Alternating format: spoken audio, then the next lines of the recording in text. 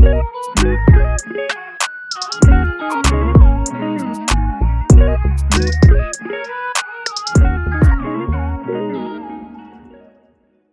this is Lola, but you can call me Lola if you like.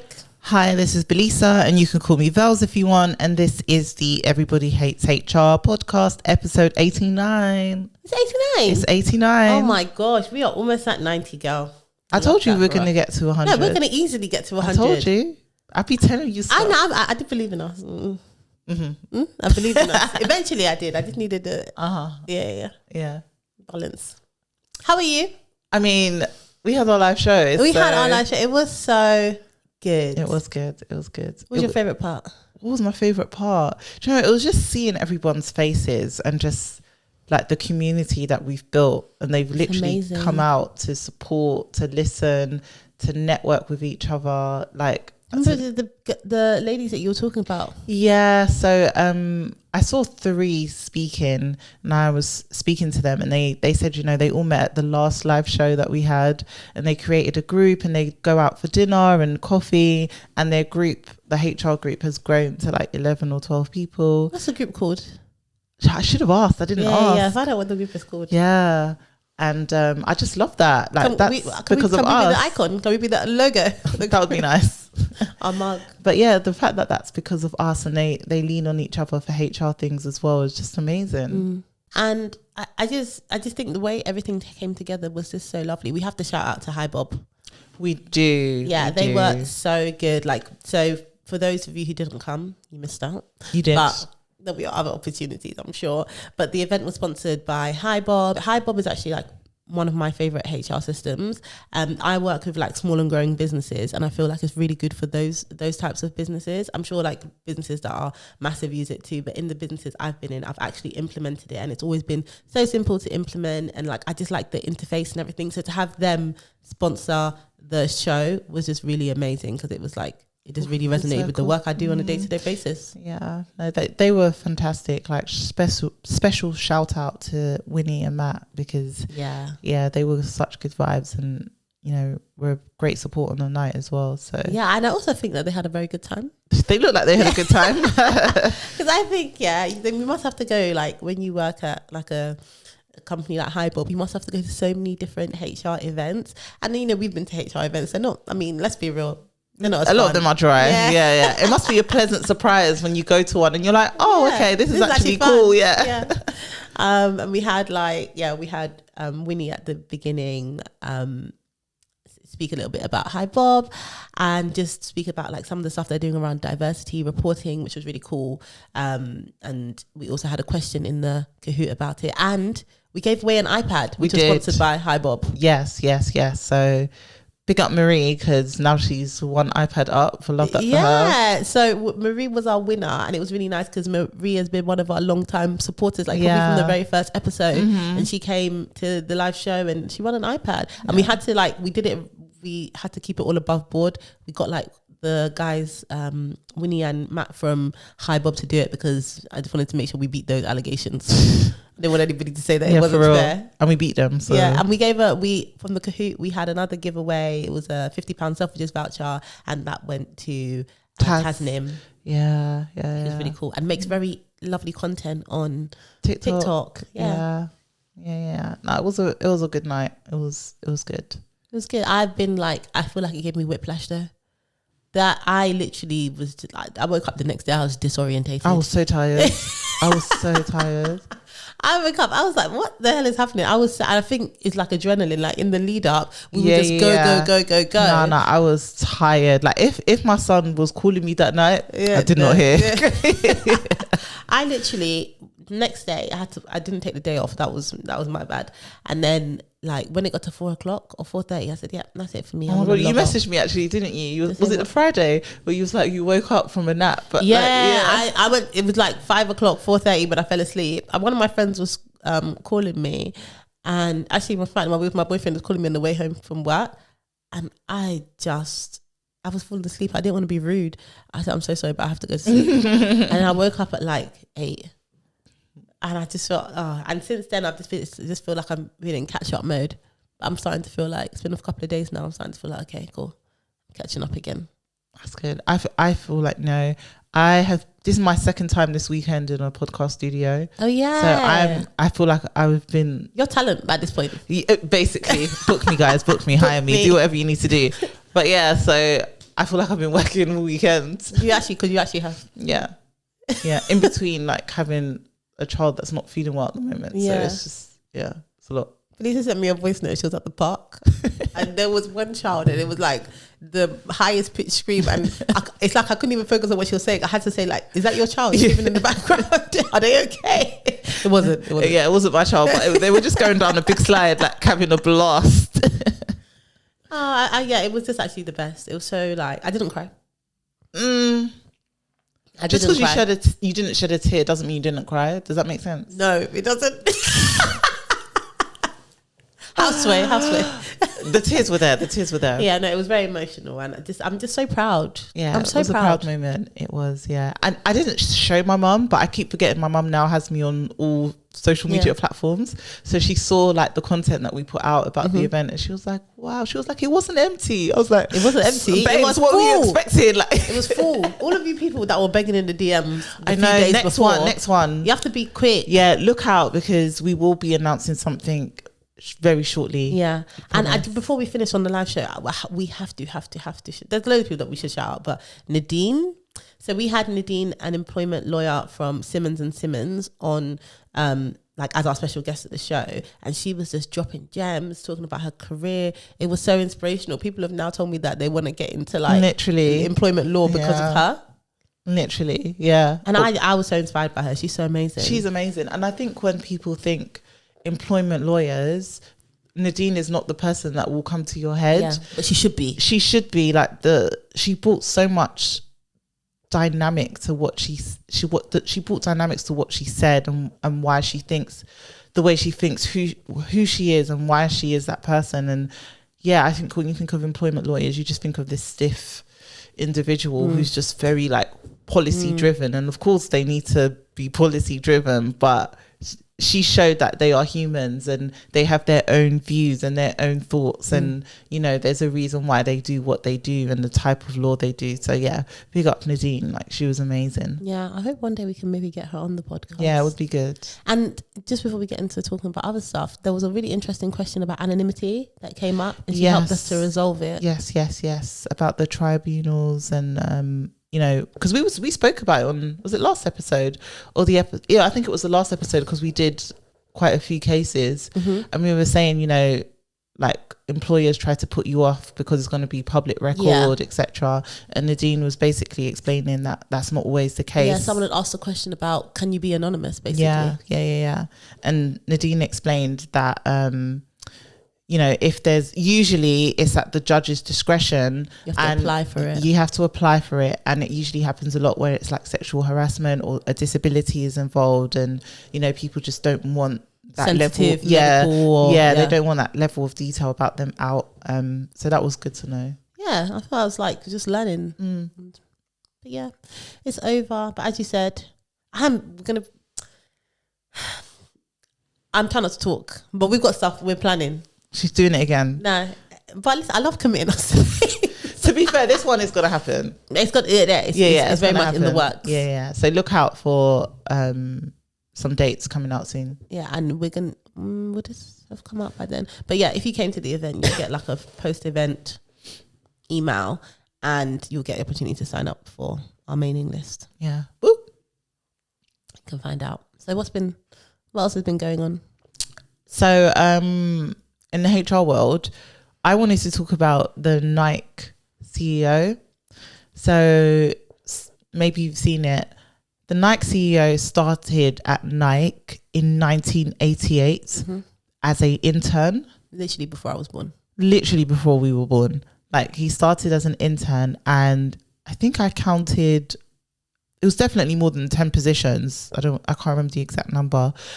All the way up to the point where he is now the CEO. I think he left for a bit and then came back. But obviously, to be promoted into all of those roles, you don't necessarily have the experience. It's just it must have been based on not just his skill set, but who he is as a person. But I just thought it was really interesting that, you know, he stayed we're literally in 2024 and he started in 1988. So that's literally more than our whole life. Like, yeah, that's a long time. That it's kind like of stuff really 35 years. Yeah, that kind of stuff really scares me. So before you speak about how it scares you, because it scares me too, I have seen a few posts. One from Abby as well, actually. Abby, the DEI. Yeah.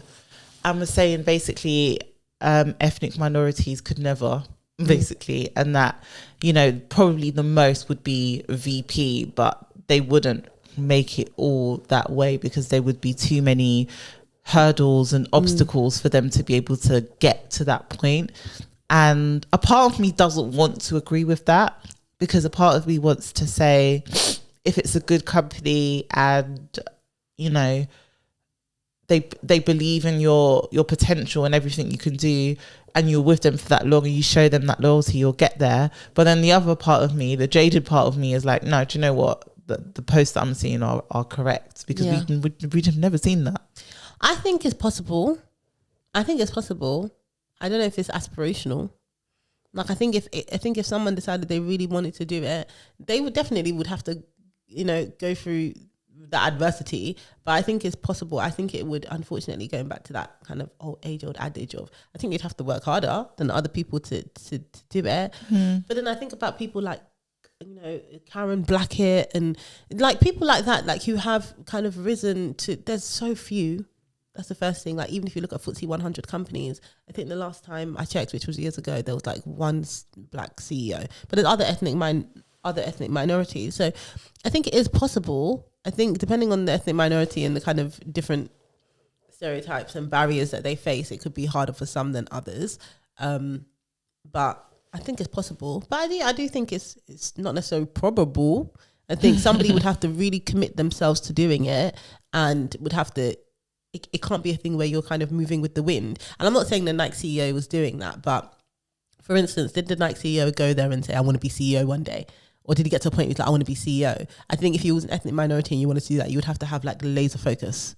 100%. Be laser focus. You couldn't just be like, I'm just seeing where, I'm just excited about my next role. Where does that take me? I feel like to get there, you would have to be super focused. And I say that because unfortunately, things will happen. There will be barriers. And in order to overcome those barriers, you'll need to remember why you're doing it, what your ultimate aim is. It's just like how we are every day at work in jobs. So I don't want to be like so negative and say it just wouldn't be possible. I think it would be possible. We've seen loads of people in different fields kind of get to the top of their, loads of like ethnic minorities get to the top of their fields, but I just think it would be harder. Yeah, I agree. It would be harder. And like you said, it's rare. Like, I thought of the Pret one as well. The Pret guy, he did the same thing. Yeah. Like, he started from the bottom and worked his way up. And I think someone from Superdrugs did that as well. But like you said, when I felt it, when you said it's not aspirational. Like, yeah, I'm with that. I don't want to be in the same company for that long. Like, even if I get to CEO, I don't want to be in the company for that long. But you want to try something new. I just feel like the only type of place I could do that was somewhere like, you know, like these big four consultancies where you can become a partner. Obviously, you're just one of many partners. You maybe not the CEO, but you could become a partner in 10, 11 years or whatever, which is still long, but it's not as long. It's not that long at all. But I just feel like it took him 35 years to become CEO. That's a long time. And it might not be that long for him because he was like, I was never really looking for this. I don't know. But I just think if you're in a company that long, you will become institutionalized. And that's what scares me about it. Yeah. Like, you will become institutionalized. I'm so sorry, but pluck that guy out of Nike, put him somewhere else, put him in Adidas. And how will he do? Yeah, I agree. I'm not... That's mad to say that the CEO of Nike could only work at Nike now, but I don't know. Like, I don't know. You see it all the time. You see people who are really senior and they've made their way up in this company, and then the company basically gets tired of them because they've been there so long, and now they want to shake things up or change things. And that person could go to another company and they won't last as long. It happens. And I think that's why, like, once people kind of hit that 10-year, 15-year mark, I think sometimes they get really anxious about when redundancies and stuff are happening, because it's so much harder for you. Number one, how people look at you in the recruitment market. Not to say that someone's going to look at to be honest, I think it will still happen to the CEO. If the CEO from Nike left and wanted to go somewhere else, realistically, his next play is going to be some non-executive director for lots of different. 100%. Yeah. Could he go into, I don't know, Fila and bring that company up? Could he go to New Balance and shake things up in the same? New Balance is doing kind of well, I was just. Oh yes. I was just gonna say New Balance have done amazing. I don't know who they hired, but exactly. they've done fantastic. Do you know what? There's someone needs to case study New Balance, because they do. When you used to wear New Balance, they need to case study New Balance, North Face, and what Velisa telling us now that she is I'm a consumer. I'm a consumer, please. But they need to case study like the North Face, New Balance, Asics. Yeah. God, yes. Even Fila, like they need to case study all of them and tell us, how did they manage to do that? How did you manage? And then go to Skechers, because Skechers they really want it for themselves. I can see. Try it. They really want it for themselves. They've tried so many things. It was Jamie Redknapp. They had putting on like a slip-on shoe where you don't need laces. Oh yeah, I saw. Oh, Skechers, bless you. Yeah, bless. They are trying, but they need to hire someone. They are not shaking that orthopedic shoe at the allegation. They are not that orthopedic shoe allegation. Oh my god, they're not. But they need to find whoever went to New Balance and the North Faces and that, because obviously some of these, pop stars, rappers, etc. helps, but somebody internally started the product. Yeah. Anyway, fantastic. I don't know if Nike CEO is making it elsewhere, and that's the only thing that scares me, because I don't want to become institutionalized, and I don't want if you work at a company for that long, your sense of self will be so linked to that company and who that working there, especially with such a strong brand like Nike. It's a brand to be proud of. So I think it means you'll be institutionalized even quicker. Like even Brett from Love Is Blind, the way he talks about Nike, he loves it. He loves it. He didn't leave. Like, do you know what I mean? You're definitely making money via Love Is Blind stuff, and he's still there and he loves it. And I feel like even for me, like working somewhere like Meta, like if I stayed there a really, really long time, 100% I would have been institutionalized. I'm probably a borderline. I'm probably borderline. How long were you there? 5 years? 4. Because you just take in everything, and they even brand themselves to their employees. Do you know what I mean? So it would be tough when you stay. That's the stuff that scares me. That's what scares me. I don't want to be somewhere that long. Like I think even if 10 years or whatever, because I know people that I started at, like my grad intake at Deloitte, he was still there, and that was in 2012. So it's like 12 years. People that I started with are still there. People that started before me are still there. So in businesses like that, you do get people that are really, like staying for a very long time. But after a point, it's like, where else can you go? And then I feel like the job market becomes scarier when you're that person as well. When you do decide to leave, or something happens, a redundancy or whatever it is, and now you have to look for a new job. It's almost like being in a toxic relationship. You're like, nothing compares. If you've had a good experience. If you've had a good experience, you're like, nothing compares to this. Like I was in this relationship for 10 years, and now you're telling me that I'm not going to get, these treats in the office, or I'm not, it's like small things. You're really just like shook, so. And recruiters, unfortunately, not the Nike CEO, because I don't think he's talking to the everyday recruiter, but if you present a candidate to a lot of recruiters who's been there for 25 years, 30 years, they're gonna wonder, they're gonna have some anticipation, because they're gonna wonder if that candidate can be successful elsewhere, and that's what the clients are going to ask as well. On the occasions that I do have to look at CVs for like companies that want diverse people, whatever, via Black in HR, or like someone joining wherever I am, the people that I really like are the candidates that you can see that they adapt via their CV. Like, oh, you went from finance to pharma, you went from pharma to tech. Do you know what I mean?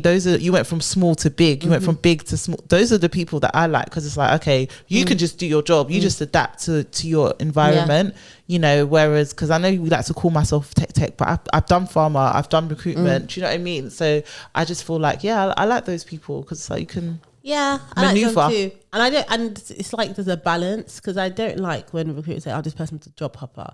But I do think I do like to know the reasons that people have left their jobs. Yeah. Because I think it's very different, like, you know, especially since COVID, redundancy, layoff, blah, blah. There's loads of things that have happened.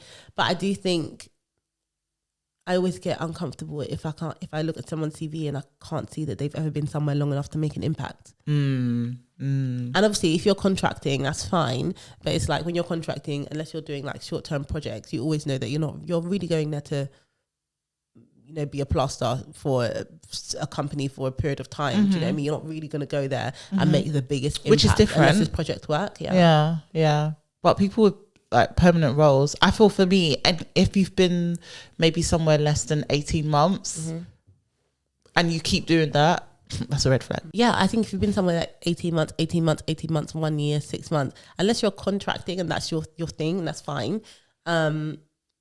But just know that when you go for a permanent job, you're going to have to try and explain that. Demonstrate how you would be able to make impact and stuff like that. But yeah, there has to be that balance. Like, if you've been somewhere for a long time, that's fine. You just need to make sure that when you're there in that company, you are continually building your skills and, you know, continually thinking about, okay, what's next for you, even if you feel like you're going to stay at the company. And I think Barclays always had a really good reputation for that. Yeah, that they're good at moving people around the business, giving them new skills. Like what you were saying about the Nike CEO, some of it won't just be his skills. Like there would have been times, definitely, if you've had like 10 to 15 roles where you've moved into a role you didn't necessarily have a skill set, but the business was happy to invest in you. Yeah, I have a friend actually who, I won't say where she works because it's a big company, but she is in one type of role that's nothing to do with the role she's about to move into, which is marketing, as a head of marketing. And like the two are just they're not connected, but based on, and she's been there a long time, I think it's coming up to 8 years. So because of that, they've given her an opportunity to try something new in the business. So I guess that's a benefit as well when you stay somewhere long, if they're open to it, being able to move around internally, that mobility. Absolutely. I think I've spoken about a friend I had before, and she works at a company. She was like a project manager, and during COVID she went remote. Yeah, you did speak about it. Yeah, permanent remote. And she said she wanted to get into data, so she started doing all these courses around data, and she spoke to her manager about it, and her manager was super supportive and basically said, okay, yeah, like we'll pay for your course, and you know, we'll get you involved in some of the data people that we work with. And she has now, since I think she wasn't when I last spoke to you, I last mentioned on the podcast, she's now fully transitioned into a data role. A role came up, they asked her to interview for it. She interviewed, she had to do some exercise, she got the job. And obviously that's been like 2 years in the making for her. I think she's been in the company for like 6 or 7 years now. And now she's in a data role. And honestly, she has told me so many times she is never going to leave. So she will be that person unless something like mad happens, or like whilst they're treating her well, given her they invested in her. Yeah. She knows, like, they had no incentive to leave. She's working from home. She's engaged in the work. People are helping her to learn. They've invested. She will never leave. And that's what companies kind of want until they don't. Yeah, until they don't. Then they'll let you know. Oh, we have too many people that have been here for too long. But yeah, so I don't know about the Nike CEO. All the best to him. I'm sure he'll do fine. He's been there for 30 years and he knows that business really well. He just has to stay at night. He'll be fine. This is probably the retirement plan at this point. Yeah, of course. Yeah. Of course.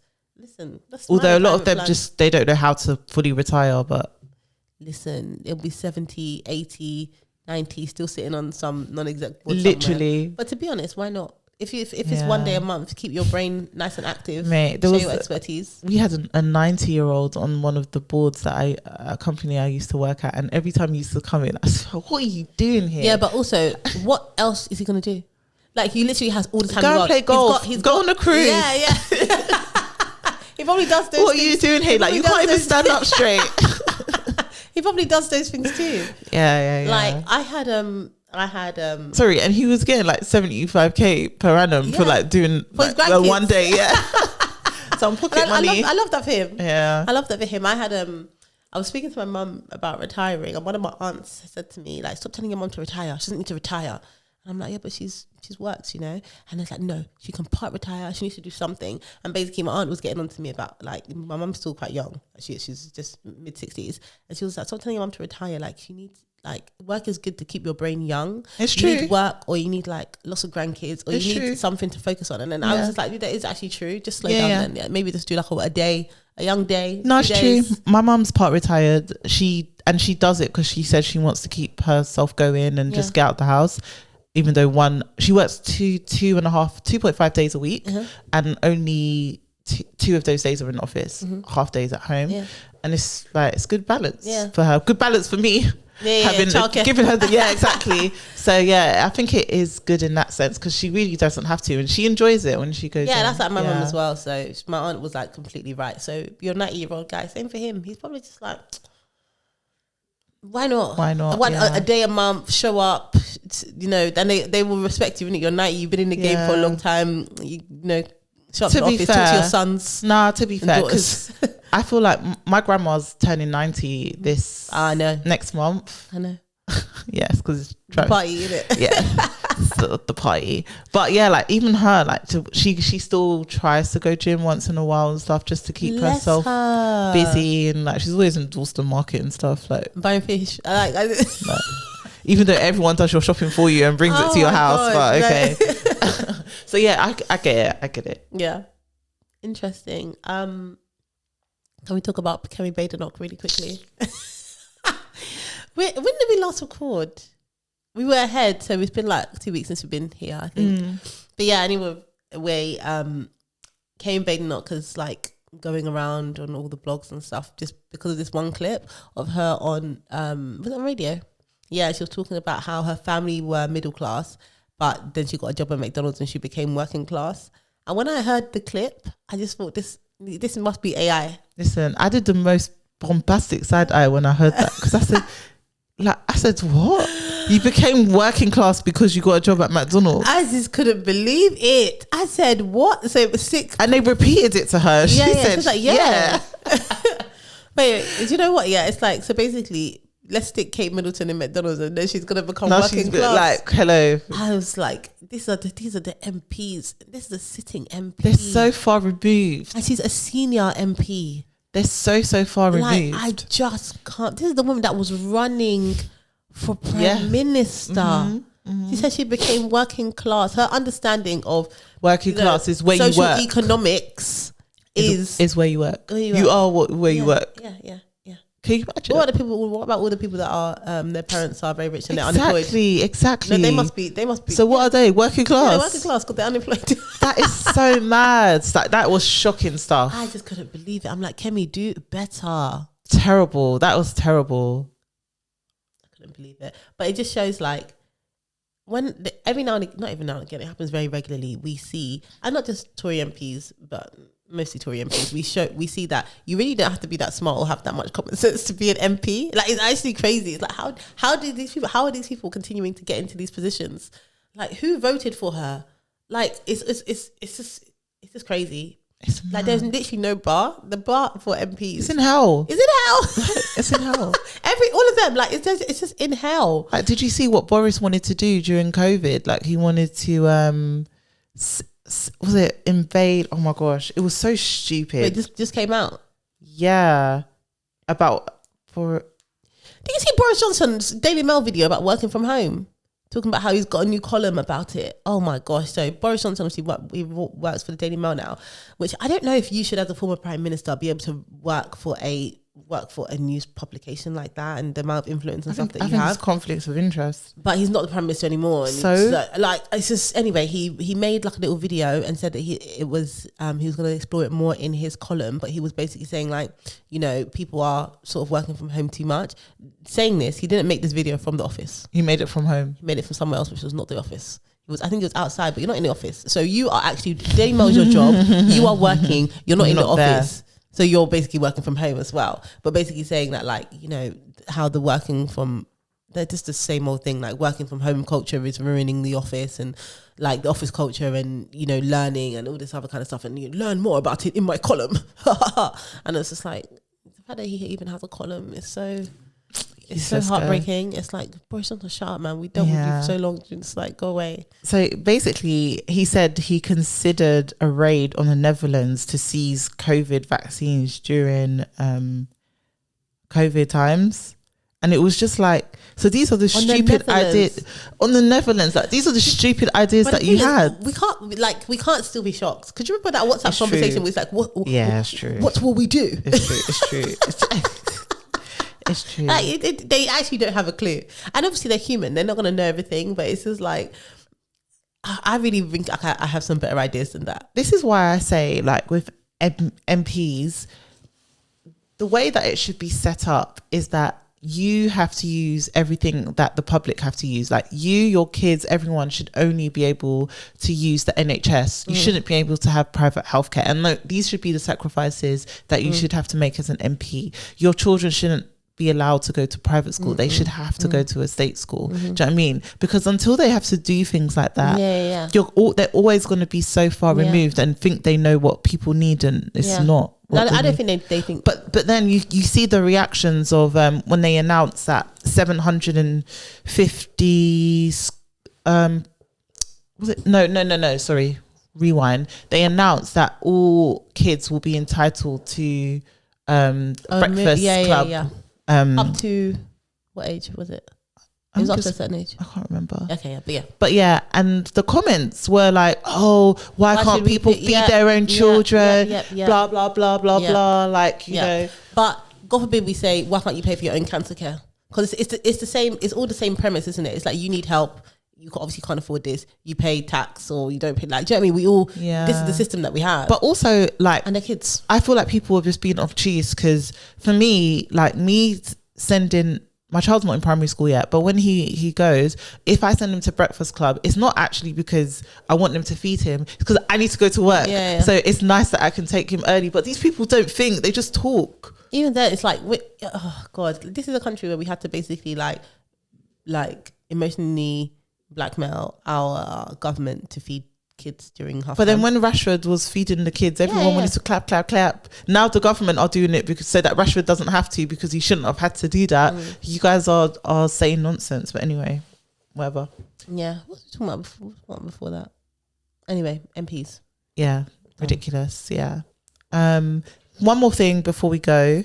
I think we spoke about it on live, but I just think it keeps coming up for me on LinkedIn. What is it? It's this graphic designer that designed her own banner to say desperate in pink, and she's gone viral. So like now she's got interviews with like Fortune and Bloomberg. Like she's been in all these articles. So basically desperate instead of the open to work. Yeah. So instead of open, it's what color is it? Pink. Yeah. So yeah, instead of open to work banner, she created a desperate banner. She put it up and she said like, this is the point that she's at because, you know, the job market is just not taking her seriously. She's a graphic designer. So she is continuously having to do tasks that people are asking for and then not hiring her or not paying her for the tasks that she's done. And she's just basically sick of it. And she's saying, you know, I've got bills to pay. I've got things to do. So now it's time for the desperate banner. And there's been really mixed reviews about it. So she created a PNG so that other people could use the desperate banner, and I have seen some people use it, and others who the way they feel about the open to work banner, the same thing about the desperate banner, like this is so cringe, like why do you need to put up open to work or desperate banner? Because you're open to work, or at this point you are desperate. Hello, like I personally would have used a desperate banner, but But I get the premise behind it. So yeah, there's just been really mixed reviews about it. Like, what are you doing now? Some people even said now you're never going to get a job because I don't think that I think for a graphic designer, she did the right thing. I think she's absolutely fine. But I do think it's working for her, and someone's definitely going to hire her. Yeah, now. and her industry, like the industry that she works in, is creative. That's a very creative thing to do. Yeah, but I do think in other industries, like. Is not going to run like a banker with desperate on his thing. They're going to think, "Ooh, whoa, amazing." How did that happen? Yeah. It's like, maybe it's like there's always something. Do you remember like before you had the one guy who wasn't it? Didn't you tell me it was the guy from 90s Babies? Was he the first one to do it? The one who stood outside with like "Hire Me" kind of banner. Oh yeah. You say it was him? I don't think it was a 90s Baby. Oh, who was it? But I know what you're talking about. Somebody. But yeah, like then they all started doing it, and it's kind of like lost its mojo now. Like if you see someone standing with a placard now that says "Hire Me," like it's not. No, it doesn't work. Yeah, the novelty will wear off. Yeah, but if you're the first person to do something interesting, like you will get the kind of attention from it, and I do think it will lead to job opportunities for her. 100%. If you're in Fortune and Bloomberg and all of that now, someone's going to hire you. Yeah, come on, crazy. But I do think I think it's interesting, but for her. In what she does, it's like you tell me. I don't know if this is a very wild comparison, but it's like face tattoos. It's like if you work in a certain industry, face tattoos, no problem. Because work in other industries, face tattoos, it matters. It's not gonna work for you. I do think like I've seen more people with face tattoos. Like in like this year, I've seen a lot of people with, like regular people, like at events and stuff, or like friends of friends, and I'm like, I always want to know, what do you do? I do think millennials are going to be the last gen to care about stuff like that, though. No, but they can be the last. They can be the last gen to care about it, but they're not going to be the last gen to suffer the consequences of it, because millennials definitely still care. Like, I'm sorry, but yeah, of course, like, if you have a face tattoo, like, unfortunately, my conditioning is that I want to know. Like, I just have so many questions. Yeah, so long as you saw, and then the Gen Xers and the Boomers, look at your 90-year-old. Those people not going anywhere. So there's still going to be Gen Zs who have to deal with millennials, Gen Xers, Boomers for a long time to come. Yeah. And if you're showing up with a face tattoo in certain environments, it's not going to run. And that's just what it doesn't mean it's good. Doesn't mean, someone say, why does a face tattoo have anything to do with my, the work that I do? And in most cases, it has absolutely nothing to do with it. But unfortunately, people still care about the general perceptions that come with it. Yeah, sure. Like, and I'm just hearing it's my inner Nigerian, that makes me feel. I have been conditioned as well. I appreciate that, but they'll be like, it's very irresponsible. Like, that's the word they'll use, irresponsible. Like, it's an irresponsible thing to do, and I don't necessarily agree that it is. But I think when you've tattooed your face, you also know that it may impact your job prospects. Yeah, I agree. But that is the same thing with like when you do things on like LinkedIn or whatever. You have to think about, okay, in my industry, in my job, it's going to be an issue. Just because you see such and such over there and it's working for them, you need to understand your own personal context. I do think, like I said, I think millennials will be the last ones to really care. So, for example, or it will happen so much that people get in things like face tattoos so much that you have to just, because nose piercings would have been a thing. Do you know what I mean? Yeah. Where people would have looked at nose piercings and been like, I don't know. But now people like you, I know loads of people with nose piercings. I've got a client and I went there and I was looking at everybody and they all had their nose pierced, black, white, Asian. Obviously, Asian girls have been doing it for a long time, like just... It's cultural there, more cultural there. But like white girls, black girls, Asian girls, white guys, black guys, everybody had their nose pierced. Yeah, because it's a thing like now. So now if someone comes to an interview with it, you can't like look at it sideways because there's too many people with it, and that's what will happen with things like face tattoos. I don't know if maybe it could eventually, get there, but it's types of face tattoo. I saw a girl recently and she had like a little heart just by her eye, and it was really cute.